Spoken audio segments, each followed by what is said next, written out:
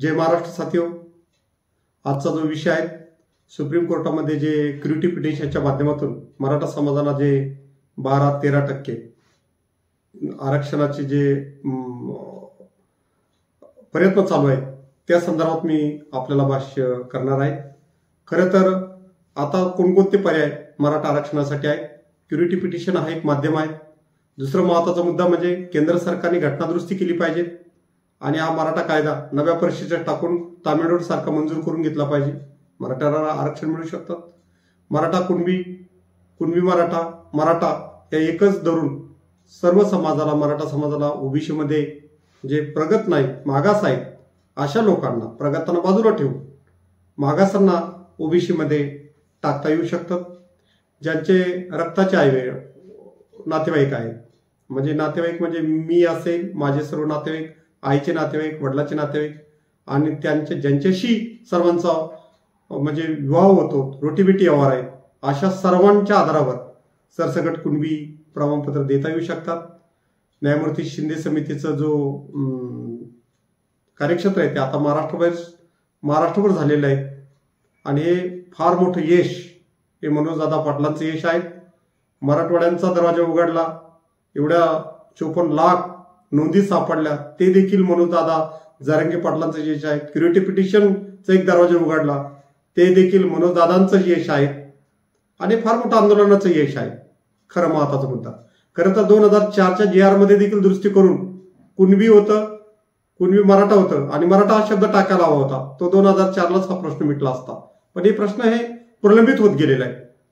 आता मुद्दा असा आहे की जो खटला लागलेला आहे, इंदिरा साहनीचं जे जजमेंट लागलं आणि ते जो खटला दाखल झाला तर त्याच्यामध्ये राज्यांना हा इंदिरा साहनी किंवा मंडल आयोग कुठेही लागू करण्याचं काही सांगितलेलं नाही, पण 671 जाती राज्यस्तरावर ओबीसी मध्ये आलेल्या आहेत। आता पंजाबचं जर उदाहरण घेतलं तर जवळपास 71 जाती आहेत, 68 केंद्रामध्ये, 71 कोणी बोललं नाही। मुस्लिम समाजाला डाव्याने 10% आरक्षण दिलं पश्चिम बंगालमध्ये, ममता बॅनर्जीने 17% पर्यंत वाढवलेलं आहे। सर्व 99% मुस्लिम समाज ओबीसी मध्ये आहे। बिहारमध्ये 63% समाज 15 राज्यांनी मर्यादा ओलांडलेली आहे जवळपास, तरी सुप्रीम कोर्टात त्याच्याबद्दल काही भाष्य केलेलं नाही। आणि मुद्दा असा आहे की 2007ला जे 284 कायदे नव्या परिशिष्टात टाकले होते तर त्यांनी पुनर्वलोकन करून सांगितलं होतं, पण ते अद्यापर्यंत न्यायालयाने केले नाही, या निवाड्यात देखील त्याच्यावरती भाष्य केलं नाही। आणखी एक महत्त्वाचा मुद्दा की आतापर्यंत कोणत्याही आयोग देशामध्ये एवढा चांगला आयोग झालेला नाहीये। एवढे वास्तव आणि वस्तुनिष्ठ पुरावे, एवढ्या मोठ्या सुनावण्या कोणत्या आयोगाने घेतलेल्या नाहीयेत। एवढ्या चांगल्या सुनावण्या या न्यायमूर्ती गायकवाड आयोगाने घेतलेल्या आहेत। तर सुप्रीम कोर्टाने फक्त मराठा समाजाचंच नोकरीतलं प्रतिनिधित्व तपासावं, हे फार चूक आहे। आणि मुद्दा असा की न्यायमूर्ती गायकवाड आयोगाने आयोगानं एखादा समाज अप्रगट ठरवला तर तो प्रगट ठरवण्याचा अधिकार उच्च न्यायालयाने, सर्वोच्च न्यायालयाला देखील अधिकार नाही, कारण घटनेच्या 15(4), 16(4), 19(2), 29(2) मध्ये असं सांगितलेलं आहे की जो समाज सामाजिक आणि आर्थिक दृष्ट्या मागासलेला आहे त्या राज्यव्यवस्थेला, त्या समाजासाठी प्रोव्हिजन करण्यासाठी कोणी प्रतिबंध करू शकणार नाही। मग सर्वोच्च न्यायालयाने हा निर्णय देत असताना वेगळ्या पद्धतीने निर्णय दिला, हा विचार आपण ध्यानात ठेवला पाहिजे। आणि चुकीच्या फॉर्म्युल्यावर देखील निर्णय दिलेला आहे।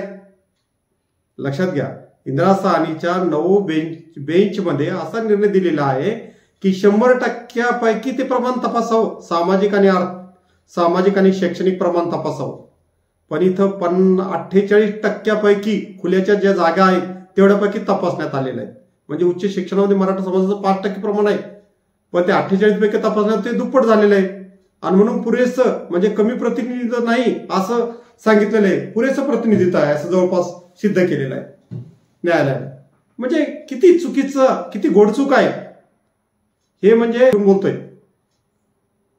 आणि कोणत्याही समाजाचं नोकरीतलं प्रतिनिधित्व फक्त मराठा समाजाचंच, म्हणजे सगळे मापदंड हे मराठा समाजालाच लावायचे काय, अशा प्रकारचा निर्णय आहे।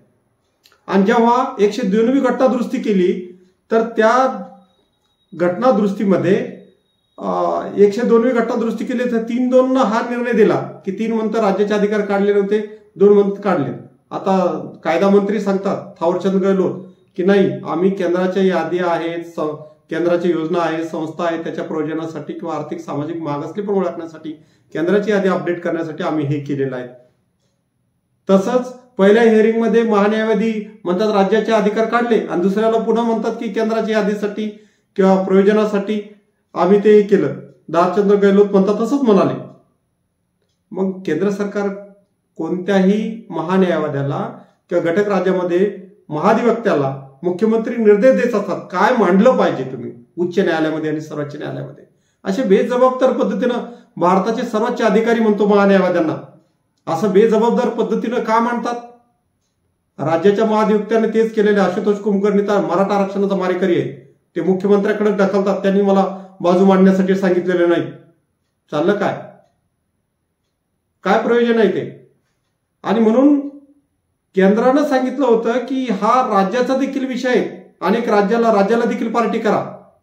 अनेक राज्यांनी पुढे नेलेले आहेत आरक्षणाचा विषय कसा ठेवायचा. तर अनेक राज्यांनी सांगितलं हा आरक्षणाचा जो विषय राज्य स्तरावर ठेवून द्या, म्हणजे राज्याकडे अधिकार सोपवा. पण राज्याचं मत देखील त्याच्या विचारात घेतलेलं नाहीये. लक्षात घ्या. आता केंद्राने जेव्हा 97 घटना दुरुस्ती केली ना, सहकार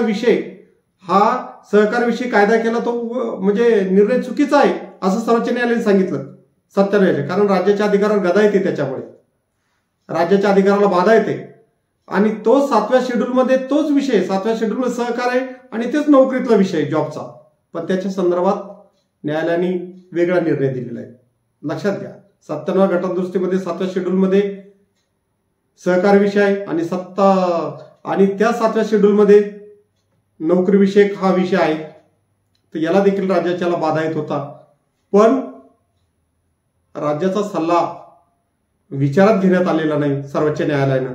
आणि 671 जातीला अशा प्रकारचं मापदंड मोजत असताना त्या देखील धोक्यात येत असताना सर्वोच्च न्यायालयाने असा प्रकारचा निर्णय दिलेला नाही, त्यांना शाबूत ठेवलेला आहे. आणि जे नव्या परिशिष्टात 284 कायदे टाकलेले आहेत 2007ला जो निर्णय दिलेला आहे, तर त्याच्याबद्दल देखील पुनर्वलोकन केलेलं नाही. आणि ज्या राज्यांनी मर्यादा ओलांडलेल्या आहेत त्याच्याबद्दलही सर्वोच्च न्यायालयाने भाष्य केले नाही. खरं तर सर्वोच्च न्यायालयाचा आदर करतो आणि कायदा आणि घटना डोळ्यासमोर ठेवून मी ह्या सर्वोच्च न्यायालयाच्या ह्या चुकीच्या निर्णयावरती बोट ठेवण्याचा प्रयत्न करू लागलेला आहे. आणि मुद्दा असा की न्यायालयामध्ये कोणत्याही प्रकारचं असं हे करण्यात आलेलं नव्हतं की 50% बाहेर आरक्षण द्यावं की नाही याच्याबरोबर चर्चा झालेली नाही, आर्ग्युमेंट सुद्धा झालेला नाही.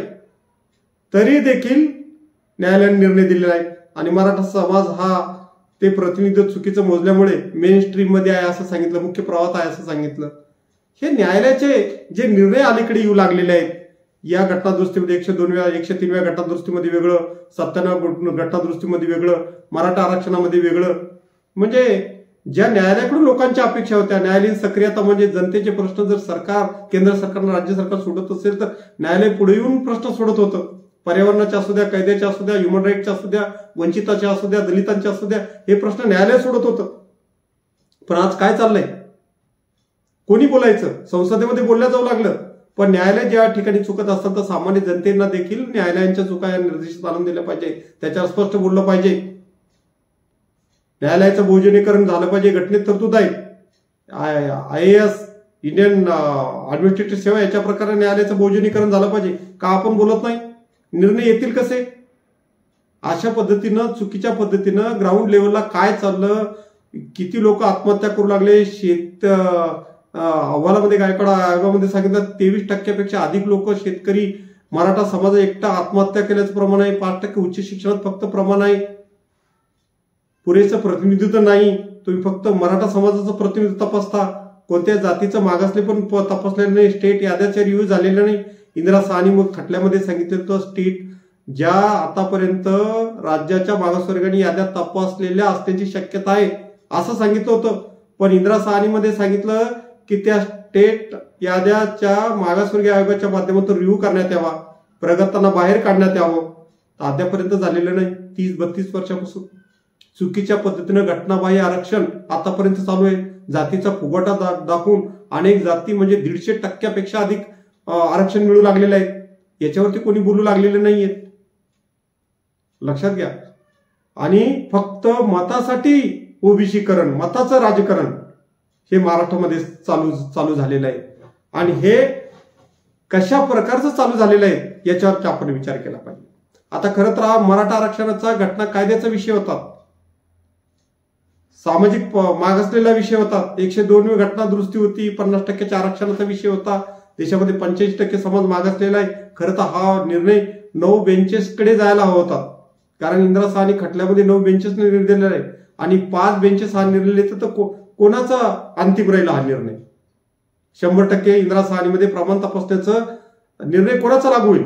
तर इंदिरा साहनी खटल्याचा लागू होईल, कारण 141 खटल्यानं सर्वोच्च न्यायालयाचा निर्णय सर्व न्यायालयावर राज्य सरकार आणि केंद्र सरकारवर बंधनकारक असतो 141 कलमानं.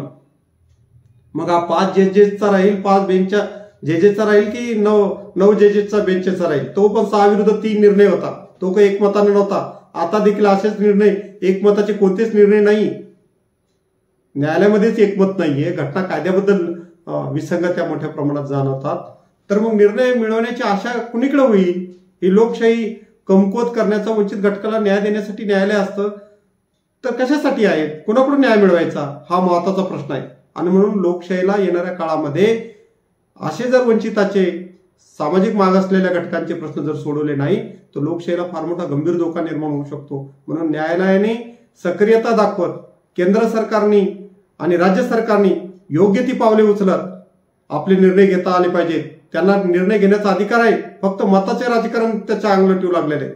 उपेक्षितांच्या आणि सामाजिक जाणीवा, अनेक मुलांनी किती आत्महत्या केल्या, किती लोकांच्या वेदना आहे, किती लोकांचं शोषण आहे, किती वर्षापासून आपण या समाजाला वंचित ठेवू लागलेलो आहे, किती डिप्रेशनमध्ये हा समाज गेलेला आहे.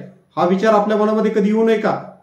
तर तो विचार आला पाहिजे, तर खऱ्या अर्थानं आपण याच्यावरती जाऊ शकतो. आता महत्वाचा मुद्दा म्हणजे जेव्हा सुप्रीम कोर्टामध्ये जेव्हा हा निर्णय गेला, आता तो कोविडचा प्रसंग होता, न्यायालयाला देखील वेळेची मर्यादा होती. पटकन त्यांना तो विषय वाइंड अप करायचा होता, संपवायचा होता खरं तर. आणि ज्या दिवशी त्याच्यावर आर्ग्युमेंट चालू होतं त्या स्थगितीच्या संदर्भामध्ये, त्याच दिवशी दुपारून न्यायालयाने ठरवलं की याच्यावर आपण आता स्थगितीवर अंतिम आर्ग्युमेंट देखील करू. आता कोणी तयार नव्हतं, अभ्यास नव्हता मांडलेला. आणि त्याच वेळेला जवळपास 20 सिनियर काउन्सिलरचं वकिलांना बोलण्याची संधी दिली. 5-5, 7-7 मिनिटं दिली की नाही काय माहिती. आणि त्याच्यातून खऱ्या अर्थानं तो 9 बेंचेसकडे निर्णय द्यायला पाहिजे होता, तर तिथंच त्यांनी हे घेण्यात आलं. लोकांना मत मांडता आलं नाही, पुरेसं मत मांडता आलं नाही, योग्य पद्धतीनं मराठा समाजाची बाजू मांडता आलेली नाही. 1194चा जो अहवाल होता आणि 500 परिशिष्ट होते ते 60च पानं मांडण्यात आले. आशुतोष कुलकर्णींना आणि जे काही वकील होते पूर्ण अहवाल मांडलेला नाही. सरकारनं त्याच्याकडे ध्यान दिलं नाही, भाषांतर झालेलं नाही. अशा प्रसंगामध्ये मराठा आरक्षण आणि न्यायालयाने गडबडीत बाजू मांडून निर्णय राखीव ठेवलेला आहे. आणि 5 मे 2021ला जो निर्णय देऊन सर्व मराठा समाजाला धक्का दिलेला आहे. खऱ्या अर्थानं मराठा समाजाचा अपमान केलेला आहे. आणि समाजाला जी अपेक्षा होती न्यायालयाकडून, न्यायालय 100% आपल्या बाजूने निर्णय देईल, तर तो त्याने हरताळ फासलेला आहे समाजांच्या मागण्याकडे. आणि फार मोठं न्यायालयाविषयीची चीड, सरकारविषयीची चीड, रोष हा मराठा समाजामध्ये निर्माण झालेला आहे. 2.5 ते 5 घंट्यामध्ये केवळ 2.5 घंटे द्यावे आणि त्याच्यावरती सर्वोच्च न्यायालयाने निर्णय घ्यावा. आणि अनेक मुद्द्यावर मराठा समाजाच्या बाजूने मुद्द्यावर बोलायला पाहिजे होतं. त्या मुद्द्यावर उहापोह झालेला नाही. आणि हिअरिंग घेणं कोर्टाला बंधनकारक असल्यानं आश्चर्यचकित अशा पद्धतीचे निर्णय येतात आणि संपूर्ण समाजाला, एवढ्या मोठ्या समाजाचा विचार केला जात नाही. एशीत बसून असे निर्णय होतात आणि एवढ्या मोठ्या समाजाला दुर्लक्षित करतात. ही फार मोठी समाजाची हेळसांड आहे. ही गोष्ट आपण ध्यानात ठेवली पाहिजे. आणि खरं तर 50% मर्यादेच्या वरचा हा मुद्दा चर्चेत आलेला नाही, तरी न्यायालयाने निर्णय दिला 50%ची मर्यादा ओलांडता येणार नाही. का ओलांडता येणार नाही? केंद्र सरकारने का घटना दुरुस्ती करू नये, त्यासाठी का कायदा आणू नये? सर्व करता येतं केंद्र सरकारला, पण करायची इच्छा नाही. न्यायालयाकडे बोट दाखवायचं. न्यायालयाचे किती निर्णय आपण बदलले. दिल्ली सेवा विधेयक आहे, न्यायालयाच्या विरोधात तुम्ही बदललं की नाही? घेतले की नाही अधिकार केंद्राकडे नोकऱ्या नियुक्त करण्याचे, बदल्या करण्याचे? निवडणूक आयोगाचा न्यायालयाने निर्णय दिला होता, तो बदलला की नाही संसदेमध्ये? किती दिवस लागले तुम्हाला बदलायला? 671 जाती धोक्यात आल्या होत्या. मराठा आरक्षणामुळे तुम्ही राज्याला अधिकार बहाल केले नाही. 671 जाती धोक्यात येणार होत्या म्हणून लगेच 3 दिवसात घटना दुरुस्ती केली. मराठा आरक्षणावर तुम्हाला अध्यादेश काढता येत नाही का? अध्यादेश काढून मराठा समाजाला नव्या परिच्छेदात टाकून कायदा करता येत नाही का? तर करता येतो, जरूर करता येतो. मग का केंद्र सरकार फक्त मतासाठी मराठा समाजाचा वापर करतात का? का मोदी साहेब आणि शाह साहेब याला जबाबदार नाहीत का? सर्व जबाबदार आहेत. आणि म्हणून राज्याने आणि केंद्राने या प्रकारचे कायदे करण्यासाठी त्यांना प्रतिबंध नसताना देखील मराठा समाजाची हेळसांड करण्याचं जे धाडस करू लागलेले आहेत, ते कोणत्या संकटाला आमंत्रण देऊ लागलेले आहेत? मराठा समाजाचा संयमतेचा अंत पाहू लागलेला आहे. आणि हा अंत पाहू नये यासाठी राज्य व्यवस्थेने पावलं उचलले पाहिजेत असं मला वाटतं. आणि सर्वोच्च न्यायालयाने मराठा समाज हा शैक्षणिक सामाजिक मागासले पण मान्य केलेला आहे, पण चुकीच्या फॉर्म्युल्यानं असल्यामुळे त्यांनी जो निर्णय सांगितला सुप्रीम कोर्टात, दूरदरा डोंगराळ भाग, आता 94चा परिस्थिती 30 वर्षानंतर राहिली का? असा कोणता समाज आहे तो डोंगरात राहतो, तिथं संपर्क नाही, ज्यांच्या मानवाचे संपर्क नाही, अशा किती जमाती? आता एवढ्या राज्यामध्ये तुम्ही एवढ्या 671 जाती राज्य स्तरावर आणि केंद्र सरकार एवढ्या जाती घातल्या, तर त्या या पाहून घातलेल्या आहेत का? मंडल आयोगामध्ये खरंच मंडल आयोग बरोबर होता का? त्यात सगळे 4 ओबीसीचे सदस्य आणि एक अनुसूचित जातीचा सदस्य होता. सर्व सदस्य मागासवर्गीयच होते. ओपन समाजाला कसे समाविष्ट करून घेतील हा जर विचार केला तर? आणि त्यात किती जातीचा फुगवटा आहे, आडनाव आहे, वंशाचे नाव आहे, जातीचा फुगवटा आहे.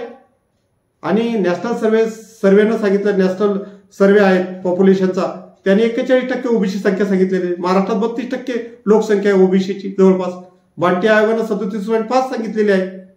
मग 16% आरक्षण, 50% आरक्षण असतं. एससी एसटीला 100% असतं त्याच्या लोकसंख्येच्या प्रमाणात, बाकी ओबीसीना 50% असतं. म्हणजे 16%च्या आसपास 16 ते 17% आरक्षण हवं होतं ओबीसीला. बाकी आरक्षणाचा एवढा लाभ कसा घेता? मग आताच्या आरक्षणामध्ये तुम्ही जर बघितलं तर 19% ओबीसी समाज हा 24% लाभ घेतो. जवळपास ईडब्ल्यूएस 37% समाज हा 42% लाभ घेतो. आणि आताच्या 2023 मध्ये 27% समाज हा 40% लाभ घेतो.